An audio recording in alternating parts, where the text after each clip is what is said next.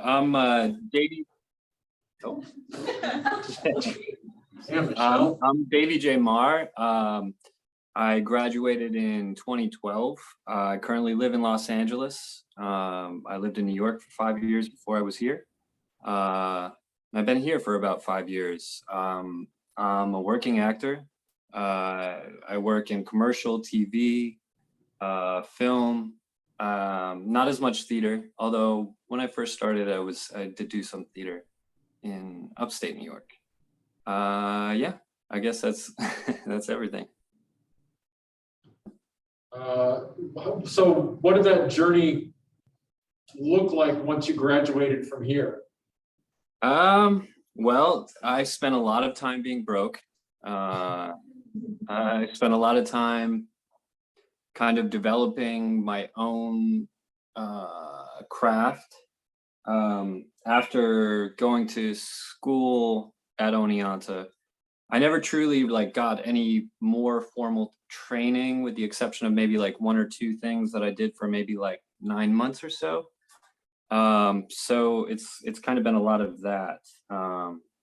And it takes a long time to establish yourself in the industry. So I spent a lot of time doing that, and flip-flopping cities kind of rearranges everything. So took a long time to get a good agent, and once that kind of happened, and after joining the union, it's been pretty consistent since then. So are you SAG-AFTRA or equity? SAG-AFTRA. So, and I've been SAG-AFTRA for quite a while, actually. I think about 7 years. All right, thank you. I'm sure we'll be coming back with some questions. Kristen, enlighten us. Hello. I'm Kristen Goodwin. I graduated in 2019, so pretty recently, still before the pandemic, which is wild. After graduation, I moved to Nashville, Tennessee to work in stage management it was supposed to be a 9-month internship, and it ended up being 6 months because COVID happened. And then I went back to upstate New York and just kind of hung out for a while with my parents and tried to sort out life. And I'm currently in Chicago, Illinois. I'm working as a marketing coordinator in Northlight Theater. And yeah, I'm trying to think what else happened in there. I spent a couple summers in Aspen, Colorado. My first summer there, I was the marketing and content creation apprentice. And then this last summer, I was there as their front of house manager, and I had just moved to Chicago in November. So yeah, that's most of what I've been up to. Okay. And yeah, you haven't been out quite as long, so your pathway is a little shorter right now. Yeah. Cool. So how about Sir Alex? Hey, how's it going? I have been out for quite a bit longer.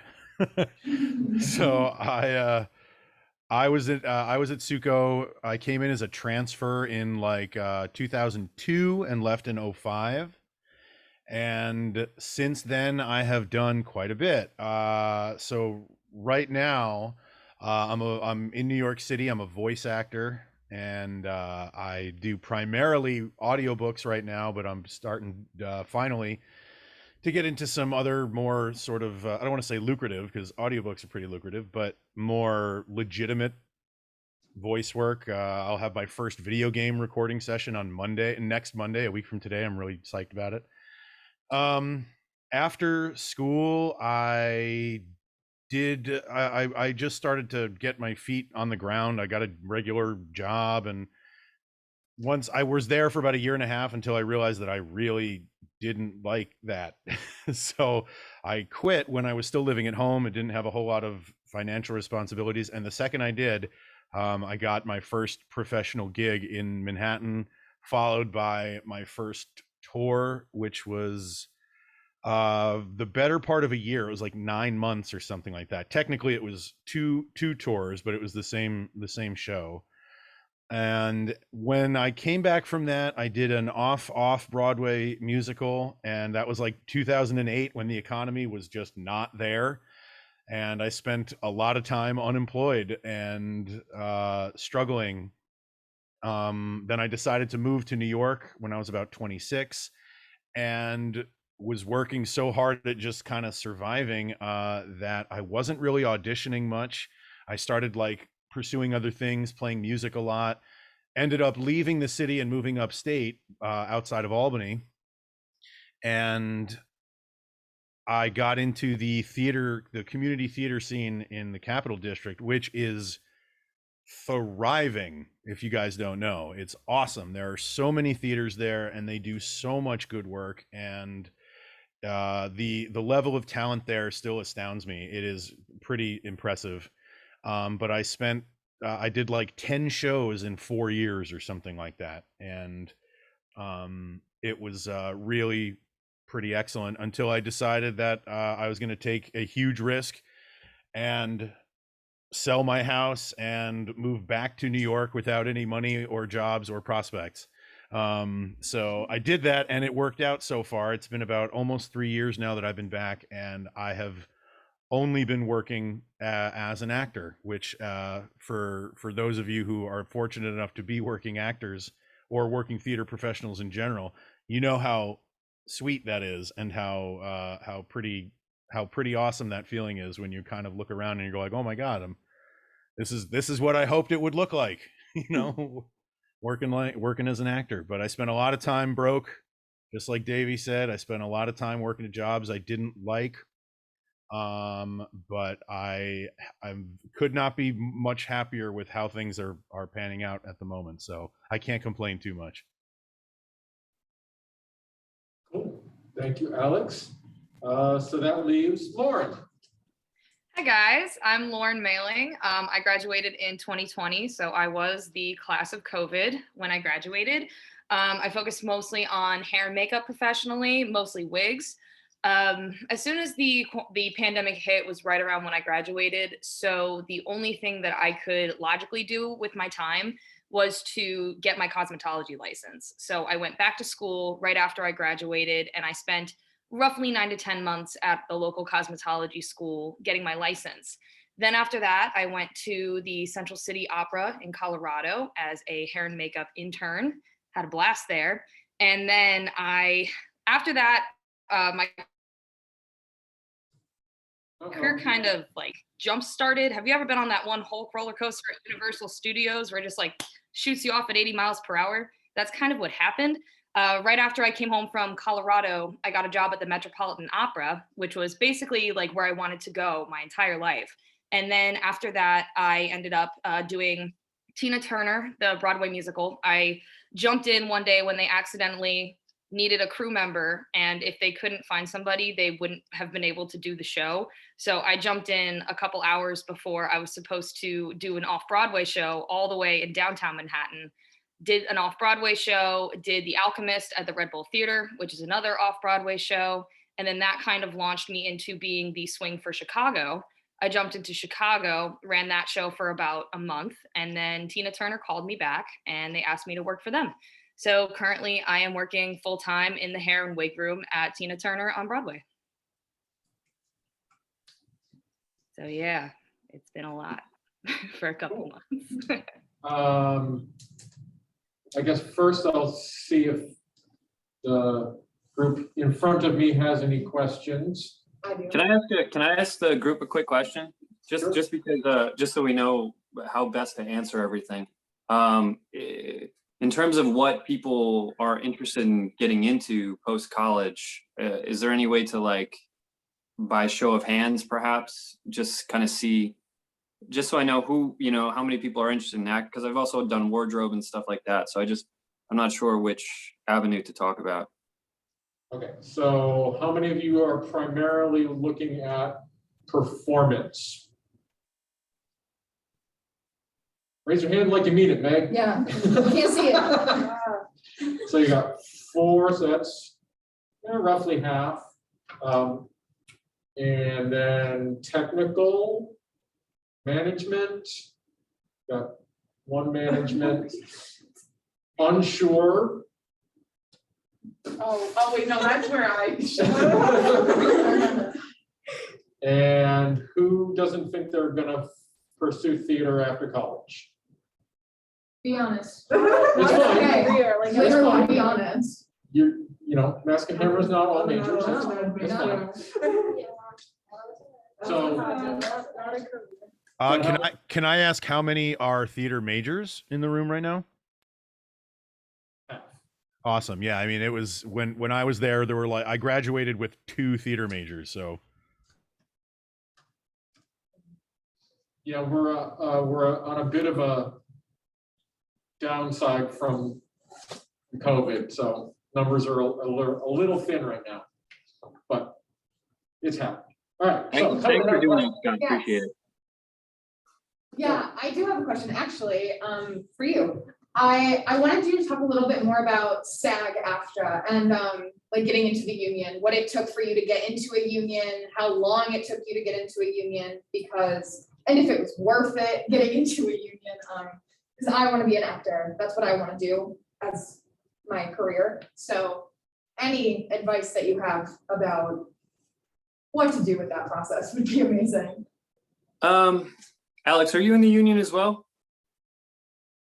So I am not in the union, and partly that is by choice, especially now because equity just really opened up the floodgates and was like, basically, if you've ever been paid to be in theater as an actor, you can join equity. Yeah. So I have some thoughts on this as well, but no, I am not in the union right now. So how about I'll do a union perspective and you can do a non-union. That's perfect. Cool. Sorry, hold on. I just want to see. I guess flop this. Alex, can somebody speak in the Mask and Hammer group so my screen goes to the? Hello. So joining the union, it can be really easy sometimes, and it can be really, really difficult. The way that I joined, excuse my dates because my dates are a little bit mixed up here, but I think in 2013, about a year after I graduated, my aunt saw that they were shooting The Amazing Spider-Man 2 in Rochester, New York. I grew up in Syracuse, and I spent a lot of time in Rochester because part of my family is from there. And I saw that they were putting a call out for precision drivers, which is essentially like a stunt driver that doesn't do stunts. So it's like you just drive safely. Luckily through that, I was able to get, depending on how you do it. So there's 2 ways. There's a Taft-Hartley way, which is means that you have a principal role in some kind of larger budget independent film or a main show or a commercial or something. And that's like kind of like one ticket where then you obviously have to pay to join the union. But the other way is through doing background work. Precision driving is considered background work. So I worked for 2 weeks on The Amazing Spider-Man 2 as a precision driver, and I was able to get all of my background like bids. I forget what they're called exactly, but through that. So one way to do this, I think that's really, really important when you're first starting out, and you can start looking for this while you're in college as well as like immediately after you graduate. But wherever you're from, there's a booming community of film creators in the Hudson Valley, in Syracuse, New York, in Rochester, New York, and in Buffalo, New York. So a good way to get your bid essentially into the union would be to branch out in these areas, be in contact to see who the agents and the casting directors are in these areas, and try and get on one of these major shows that comes to town. And there's normally only one that shoots like a year that would come to any of these towns, and try and get in on that, because I find that when you go to a major city like New York or LA, it's a lot harder to get that union bid. It's not called a bid. I just can't remember what it's called at the moment. So it's called something else, but to get that union bid in a major city, because there's so many different people that you're competing with. Now, that being said, you should not join the union until you feel that your craft is excellent. So now, that's not to say that you can't always increase your craft, right? Because you're always, as an actor, you're always building what you do. You're always improving yourself. But when you feel confident enough to go onto a set and know what you're doing, this is speaking purely of film, that's to me, I think that's when it's time to join the union, because in my experience with film and TV, the only way that you can truly live comfortably is if you are booking union work. Otherwise, it becomes really, really difficult to manage without a side job. So that's kind of my 2 cents on that. Alex, do you want to talk a little bit about, I just want to say, union work with commercials is extravagant in terms of the amount of pay that you get. So if you can find a commercial agent at any point in time, that it can propel you in financially in a way that can allow you to do all the things that you love to do. I typically book maybe like 1 to 3 national commercials a year, and I can pay for my life. Now it's not crazy, I'm not living really crazy or anything like that. I'm very cautious and very frugal, but through that, it provides me with the time that I need to create a really interesting life, which is something that I'll talk about that I think is really important for actors, but I'll talk about that after. So Alex, do you want to say something about the non-union? Yeah, actually. So I think firstly, you made a lot of hugely important points. Specifically the one about not joining the union until your craft is what was the word you used? Exquisite, whatever. Real, the way I like to think of it is, you in New York especially, I can't really speak to LA. I have not spent a whole lot of time out there, but a prerequisite for being a working actor, for the most part, everybody is good. Everybody is good. So like, you have to be competitive. You have to be good enough to be competitive. In my industry, in voice acting, you need to have equipment. You need to have good sounding equipment, because if you don't, you will not be competitive with the people who do have it. And that is a kind of a difficult reality sometimes, but it's the truth. The same goes for union status. If you are not ready to join the union, if you don't have the credits on your resume to join the union, there are many actors and many agents and managers who will advise you not to join. And it is a fully personal decision that you have to make. So when I signed with my agency last year, I was really finally starting to hunker down and focus solely on voice work.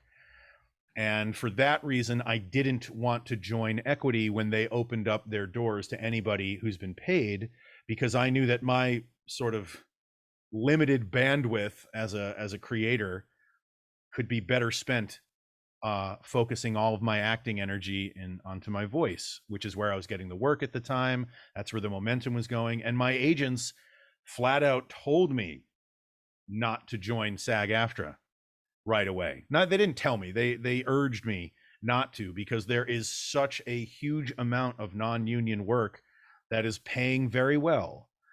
There are obvious benefits to joining the union, and I will join it when I am ready.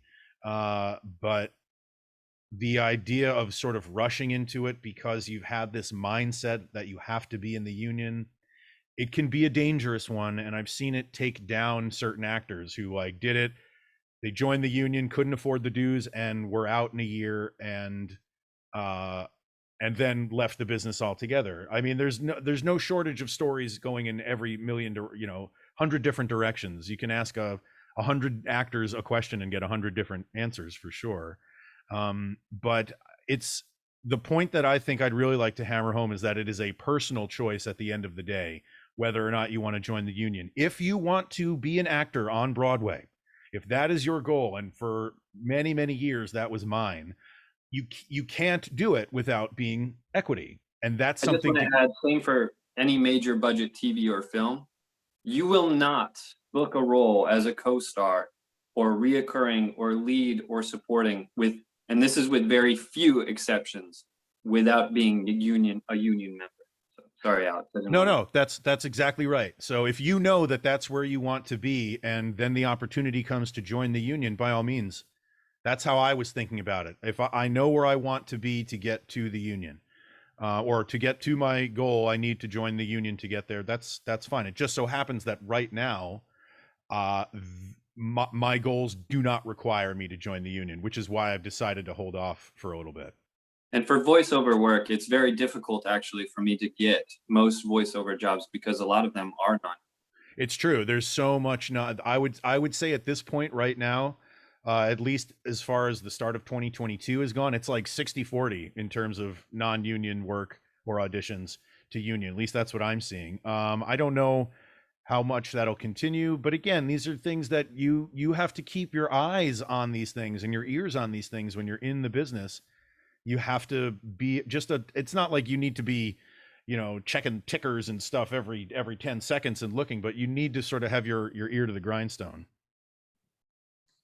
So Lauren, are you on a track that would bring you into IA since you're working, you're essentially working union shows, so. Yeah, so basically how it started was, I started at the Metropolitan Opera back in September, and the hair and makeup union for specifically, every single union has like a specific like number district. So for hair and makeup in the city, it's the IATSE 798. So how it started is I told them that I wanted to start working towards the union. So even though I wasn't in the union yet, they knew I was working to get my points to get there. So some of the requirements is like 180 days, sorry about that, 180 days of pay stubs specifically in hair and makeup. You need to get invited by a current member of the union, things like that. So I'm currently working on that. All of the productions that I've done since the Metropolitan Opera have been through IATSE. I'm currently already starting to pay some of the IATSE dues, even though I'm technically not in it yet.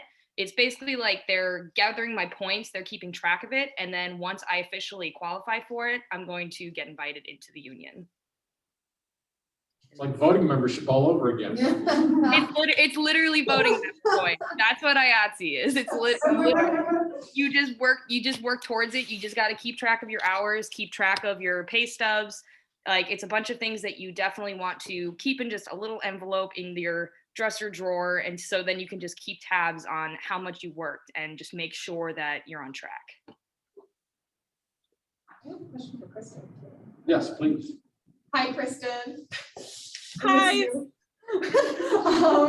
So I am also a communication studies major as well as theater.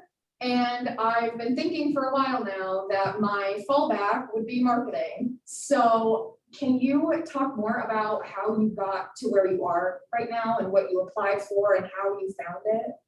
Yeah, absolutely. So honestly, before I started college, I had really no idea what I wanted to do. Like when I came in as a theater major, I was like, I don't know, like theater, we'll see what happens. So yeah, but the summer after my freshman year, I got a marketing internship at what is now the Rev Theater Co. in Auburn in upstate New York. And that is really where I started. And then my senior year, as you know, I was the PR manager for Mask and Hammer. And that was really what kind of made me realize that I wanted to think about pursuing marketing. I personally like it more for like the design aspects than the actual like numbers of marketing. So a lot of what I do now is like social media management, and like I design graphics for like posters and flyers and things.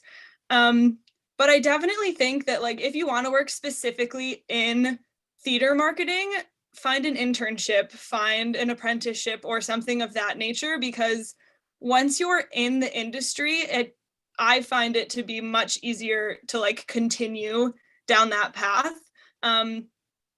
Especially now, I mean, I think a huge part of the reason that I have the job now is because I have experience specifically in theater marketing. That's like what a lot of places look for, because marketing for theater, while it is similar to a lot of other industries, it's a niche. Like theater is very specific to a lot of things, and it's really important to kind of have an idea. But even the fact that like you are a theater major and you understand how theater works is like super important, because people look for that and like want to know that you have an interest in seeing Cats on Broadway. Like that sort of a thing is like what they look for. So yeah, I hope that answered your question. Yes, thank you, Kristen. Thank you. Other questions from the gang? I have another one. You go. It'll be you and me. No, it'll be you and me. Yeah, it'll just be us today. I actually wanted to ask, how our two actors got involved in voice work, because you were saying that there's a lot of voice work available for people that are non-union. That would be me. So, how did you get into it, specifically Alex? So the way I got into it was kind of backwards and haphazard, truthfully, but I'll still tell you. I mean, I've always been able to. It's one of those things where everybody's like, "Oh, you should do voice work." One day, and you go, "Yeah, great." Just like everybody says to their funny friend, "You should do stand up," and it's whatever. So, but for the truth is, I've always loved animation, and I've always loved certain voiceover artists for sure. And I was really hoping to find a way to get in. So the way that I got started was a very good friend of mine, my best friend, as a matter of fact. She and I met doing a show like 12 or 13 years ago, and just hit it off right away. And when I told her that I was coming back to the city a couple of years ago, she had mentioned that a friend of hers that she was taking, her and this friend have the same voice teacher. And this friend was starting a company that was going to employ audiobook narrators, specifically what we call duet narration, which is you have two narrators, the male reading all the male perspective stuff and the male characters, and the female doing the same for the female characters. And I had zero experience at all, and this company hired me and started right away. And like the first audiobook that I did, so I think up until that point, the biggest audience that I had ever performed in front of was something like 1,200 people. It was a pretty big audience. The very first audiobook that I ever did sold about 5,000 copies. And I was like, oh my God. And I was so terrible. I was not good at first, but that working at that company, we put out a lot of books in a very short amount of time. And so I got good quickly. And from there, that's when I decided to then shift into other stuff, commercials, animation, seeking out representation.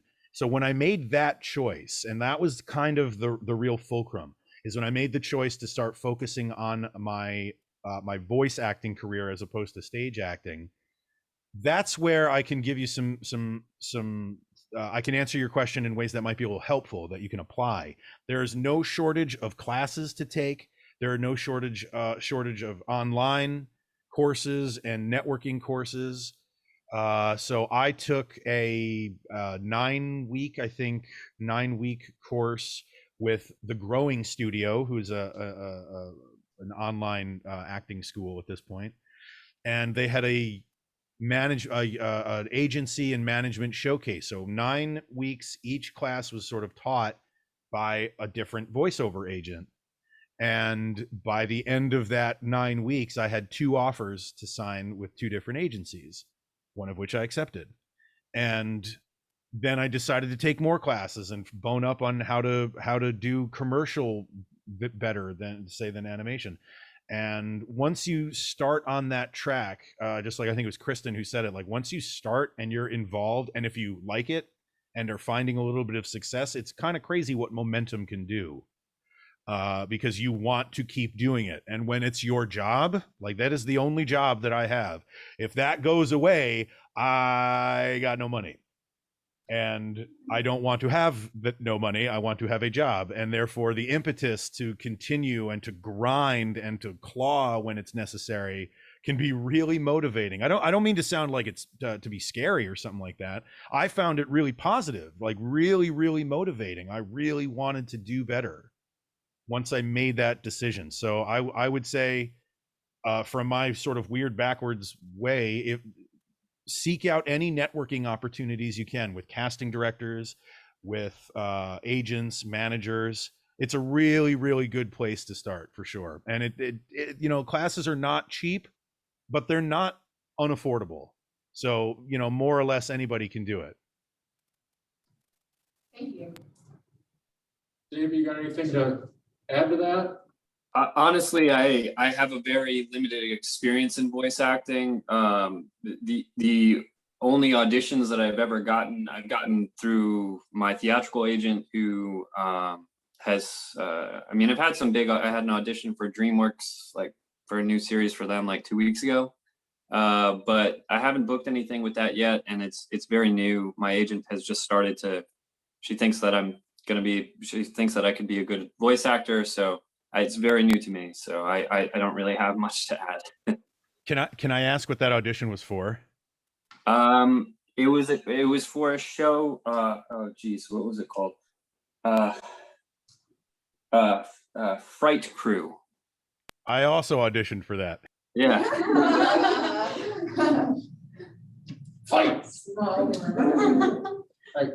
Kylie, can you tell who the graduating senior is? Yeah, yes, I am graduating in May, that's why I'm filled with questions. Can you talk about getting an agent? And what it was like getting an agent and how, if it was difficult at all? Yeah. My experience with that it was very, very difficult. All right, so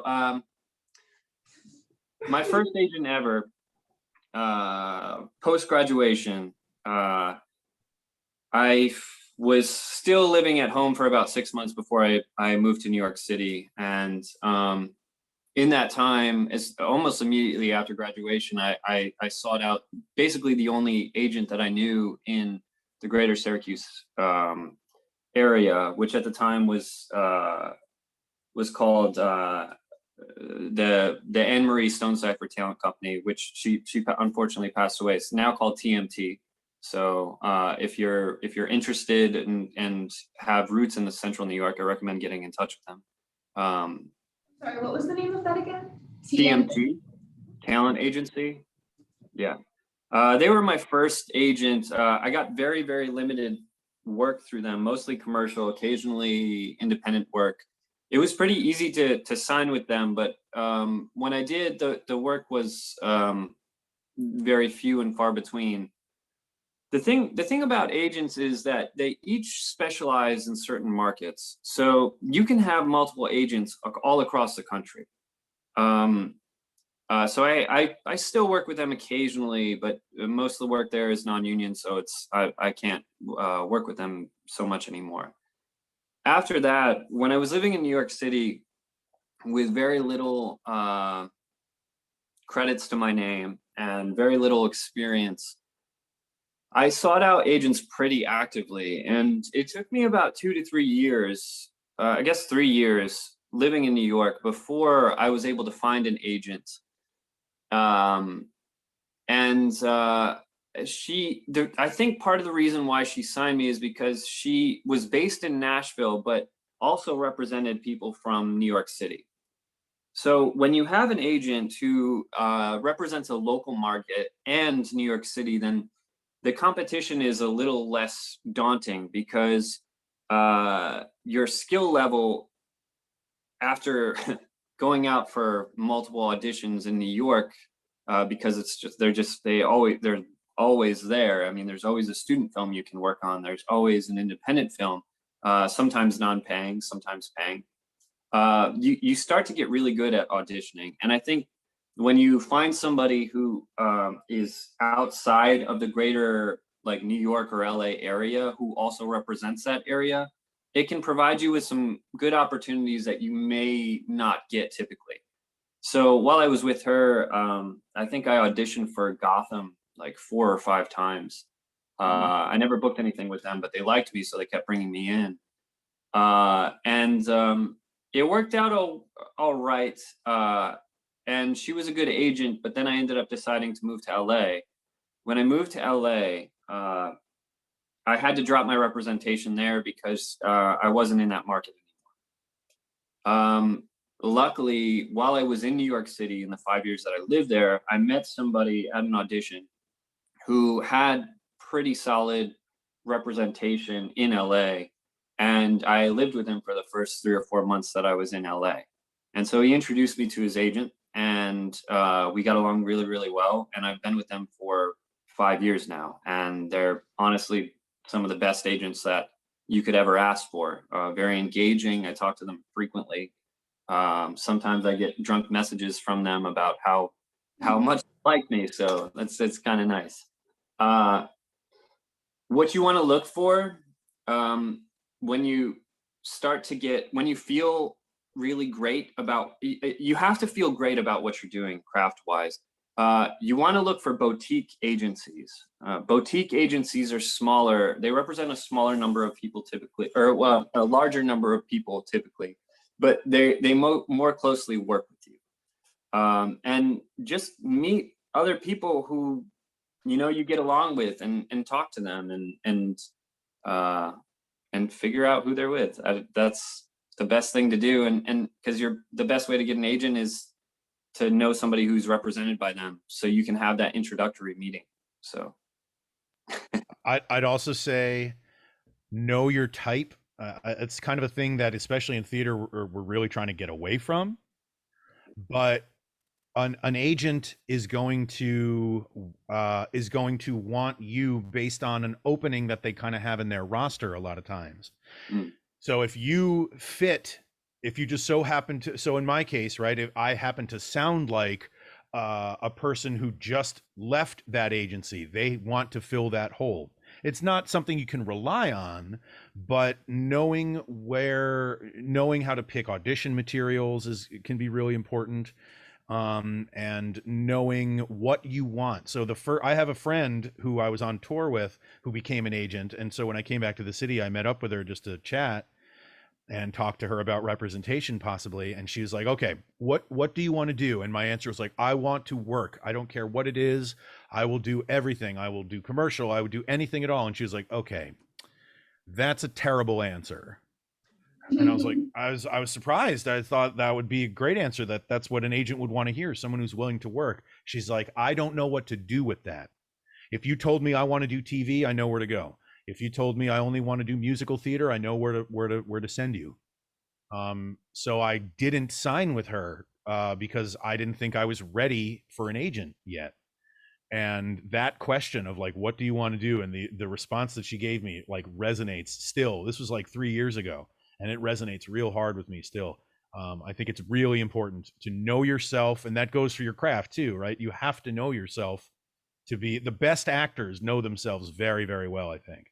Alex, can I add to this also? Yeah. That's really, really important. Specificity is so important in our industry. And that doesn't just go in the craft of acting, that means in your life too. It's really, really important to know what your goals are. The same exact question was asked to me by my agents, and I gave a weak answer, and it was difficult for them to book me the first year that I was with them, until I sat down with them again and was like, hey, this is actually what I really want to do. And then they were like, okay, I get this now. And my auditions got significantly better after doing that. So specificity is very, very important, and understanding that. Also, I wanted to touch on this too. It's really, really important to gather skills, different kinds of skills, any kind of skill. I mean, if you know how to do something that somebody doesn't, an agent is going to see that as a great opportunity. So if you're a dancer, that's great. If you know how to shoot a rifle, that's great. If you know how to ride a horse, that's great. You know, all of these little hobbies translate into opportunities in the acting career. And it's really, really important to have a very full life that is not, acting cannot be the end all be all if you are a performer. You have to be more interesting than that in order to survive in this industry. So I'm gonna comment immediately because I think you are so right. That is crazy. So my current agency, they asked me specifically when they said, "What do you want to do?" I said, "I want to do animation." And they said, "Okay." And I started getting crazy good animation auditions. But they also asked me, "What other skills do you have?" And I'm fortunate in that I have a lot of artistic abilities in other areas. So I'm a musician, I'm a songwriter, I'm a cartoonist. And I told them this and they were like, oh, and I saw them like writing this down immediately. And I found out later that that was a reason that I was considered over someone else they were considering, is because they thought they could and this is for voice acting. And they thought that there's potential for more opportunity with somebody who's got more skills. All right, let me jump in here and I'm going to offer up a question for each of you to answer individually. So that'll also give Kristen and Lauren a chance to share some thoughts. So from where you are now and knowing what you know and having taken the path that you've taken, is there anything that you would like to go back and tell your college-aged self about how to get there, or what not to do, or what piece of information and would you like to deliver to your college-aged self? Kristen, you go first. Yeah. I mean, I think my biggest thing, and something that I'm still telling myself now, because I mean, I'm still really new to this, is that it's okay to not know what you want to do. And it's okay to not know where you're going in life. And it's okay to change your mind 1,200 times about what you think you want to do. I mean, in the time that I was in college and right after, I have done so many different things. I came into school thinking I wanted to act, and then I started doing props, and then I did lighting, and then I did stage management, and then I did front of house, and now I'm working in marketing. So there's really, and this was literally in the span of like 5 years, I have done all of these things in some capacity. So there's really like, there's no pressure. People want to help you. Whatever you think you're interested in, find a person who is also interested in that thing and reach out to them and be like, hey, how did you do this? Because other people want to help you get to the place that you want to be. And I think that that was a big thing that I didn't really do in college, was I was afraid to reach out to people to be like, I am really interested in the work that you're doing. Can you tell me more about it? Because the worst that happens is they say sorry, but if you don't reach out to them, you'll never know what they're going to say. So that is probably one of the biggest things that I would tell past me. Cool, thanks. Lauren? I would definitely say it is totally okay to take the path less taken. So it's totally okay to go down an unconventional path that you don't see a lot of your other, fellow co-students doing. So for example, when I was kind of hitting a wall in terms of like furthering my portfolio, I kind of made work for myself. I collaborated with other students and I did portfolio photo shoots. I reached out to alumni. I worked on short films. So you can go outside of what the normal path is, and you can make work for yourself. Like push yourself to do other extensive research. Like as Kristen said, reach out to other alumni. I mean, I literally found Broadway Wigmasters emails and said, hey, I just stumbled across your email. How did you get to the place where you are? And I started there, and I basically started piecing together how they got there. And then I kind of started forming my path from there. Don't be afraid to drop off your resumes to random places, because I know that you guys see this on like Indeed all the time. Like you don't have to have the qualifications, apply for the job anyway. It's 100% true.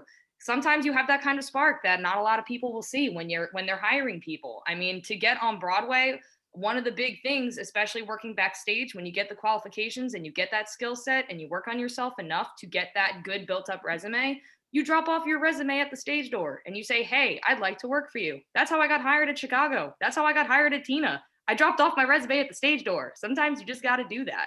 So you can take the unconventional path, but still make sure to work on yourself. Make sure that you still have what they want, what you have to offer. Like, don't put yourself in a little pigeonhole. Try as many different things as you can. Collaborate with whoever you can. Try to expand that portfolio as much as you can before you graduate. That is so incredibly important, and that's what people look for. Yeah. Thanks, Lauren. Davy? There's probably two things that I would say. The first thing that I would say is desperation is not flattering.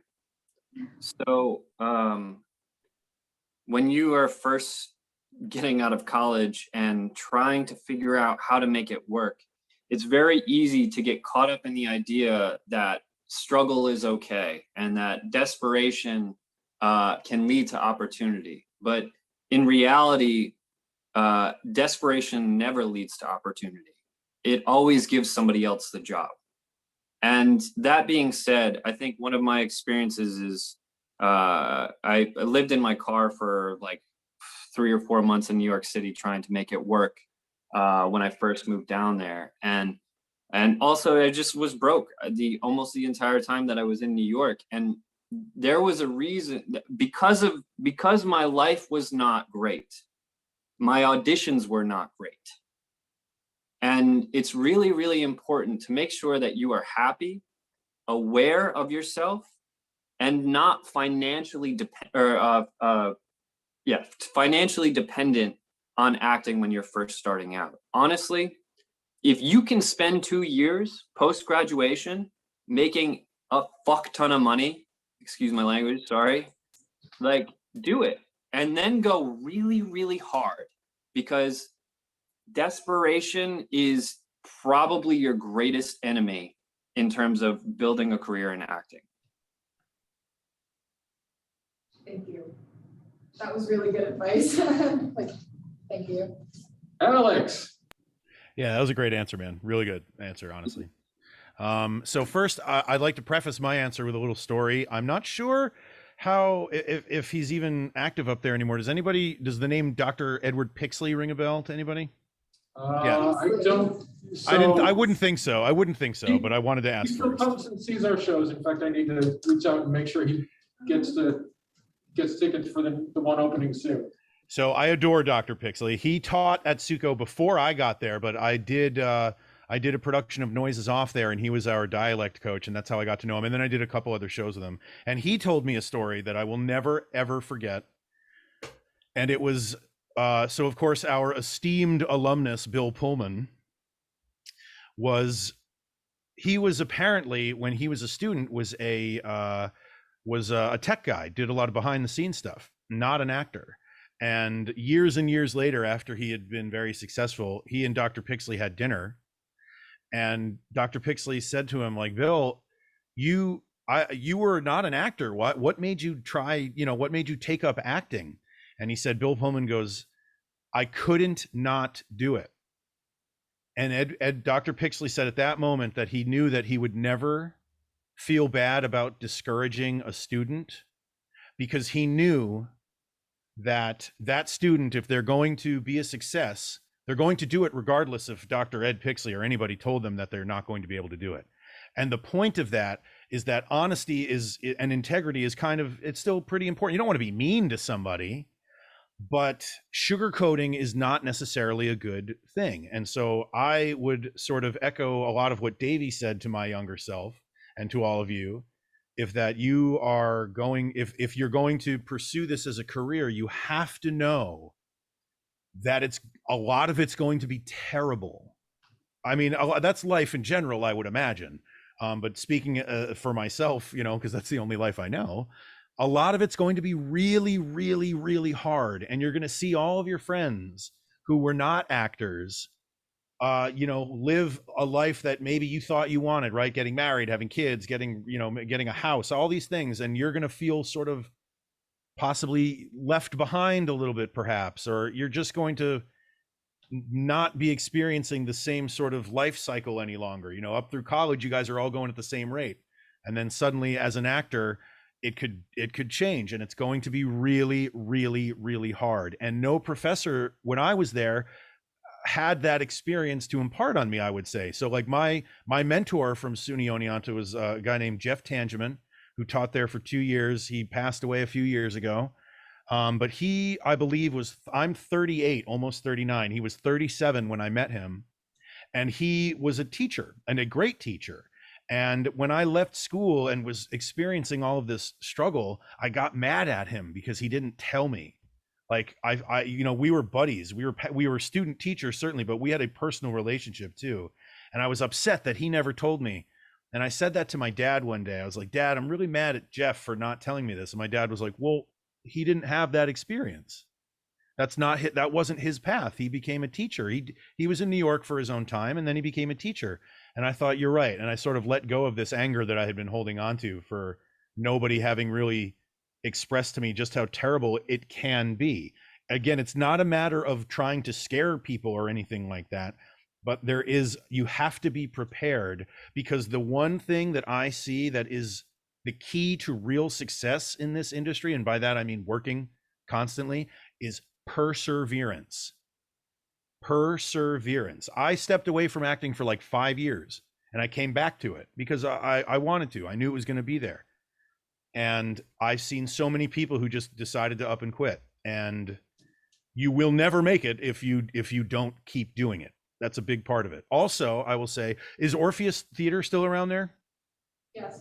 Okay. Yeah. So I did a lot of shows with Orpheus, and when I was there, me and my friends, we sort of poo-pooed a lot of it and looked down on it. And more than that, I'm ashamed to say, we sort of poo-pooed the people that were doing it, and go like, man, if I ever turn into so-and-so, still working at Orpheus Theater when I'm 60, Jesus Christ, remind me to hang it up. And then when I started doing community theater, I realized that not only is that not true, but the exact opposite is true. Those are the people that you want to be around. Those people are doing it only because they love it. Only. They're giving up their nights, their weekends, their time with their kids, their families, their times with their spouses, because they love it so much. And if you have the opportunity to do that, do it, and do it all the time, because A, you'll get better, and B, you'll be surrounded by people who are also doing the thing that they love to do. And I wish somebody had told me that when I was in college, because it sort of, I look back now and I don't like when I was behaving that way. I felt it feels sort of pompous or something, but I would say, look for those people, the ones that really love to do it. So we're coming up on our hour. So any final questions? Yeah. that you put- Casey wanted to ask Lauren, how the beginning stages of getting into wardrobe, and how you kind of break through those barriers. So I would definitely say one of the most important things is networking. I cannot stress it enough. One of the ways I got my break was I knew somebody through a very, very vague, distant connection through the Met Opera. It was like my aunt in Florida, who's an accountant, her client in Florida, his niece worked in wigs at the Met Opera. It was such a weird maze of a connection. And one day I just reached out to her and I said, hey, I see that you're in wigs and makeup at the Met. How did you get here? And I arranged a lunch where I met up with her and we just talked about our career goals. And then from there, just talking to her, finding experience just by meeting up for lunch, it turned into me getting a job at the Met, networking for the union, getting into Broadway. So I can't stress enough that you have to find a connection, especially if you want to work in New York City. Everybody that works on Broadway knows everybody. It's a whole network of people. Everybody has worked with each other. So I would definitely say find people in wardrobe. You can even, sometimes people will even answer the Broadway DMs. I would say just reach out to the companies themselves or try to find people that do wardrobe and just reach out to them and say, hey, I really want to do what you're doing right now. How did you get there? Find out their path, meet up with them for lunch, and you have no idea where that could take you. It could literally like shoot you up to the stars. So definitely network as much as you can. Lauren, can I add something? Just because I worked in wardrobe for about a year, right before I moved in LA in TV and film. And honestly, I got the job because I think I answered a post somewhere on Facebook or something, my first job, and then I ended up working on 3 major like $1 million independent films. And the last one that I did, I was the costume supervisor. I didn't have the experience. I didn't work in wardrobe aside from as an actor, just being aware and observing. So I think like networking it can be really effective. Also in that, when somebody asks you if you can do it, if you can even do it just a little bit, you can do it. And make sure that you say you can, because it could provide you. I mean, I would have never thought that I would have been able to run a costume department. I wasn't trained in that kind of way.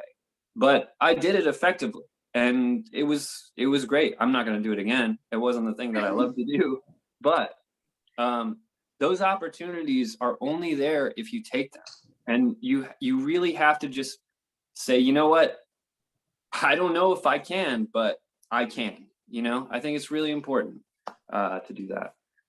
Yeah, definitely. I mean, I remember I did costume design for our town one time, and that was just like it was like a really small local production in Cooperstown, New York. And just that was enough to give me enough experience, just to have like a profound respect for costumes. Also just like working alongside of like knowing the different departments. One of the great things about the major at Oneonta is that it does have you do all those different departments. So when you're working in the real field, you actually get to understand and like have like a sort of rapport and camaraderie with all the other departments, because you actually understand what they're doing. And there's even sometimes on Broadway when a button falls off and one of the crew members can't do it, and I'm like, oh, I'll just do a whip stitch, or I'll just like, I'll just sew a button back on. Those things are incredibly important to know. Yeah, definitely. All right, well, unfortunately, we need to wrap this up. So thank you, panel, so much for sharing your thoughts and wisdom with us. Alex and David, it's really nice to see you. It's been a long time. And yeah, it's good to hear you. Yeah, good to see you too, dude. Don't be strangers. Stop by anytime. And that's going to do it for us for this time out. Thanks all.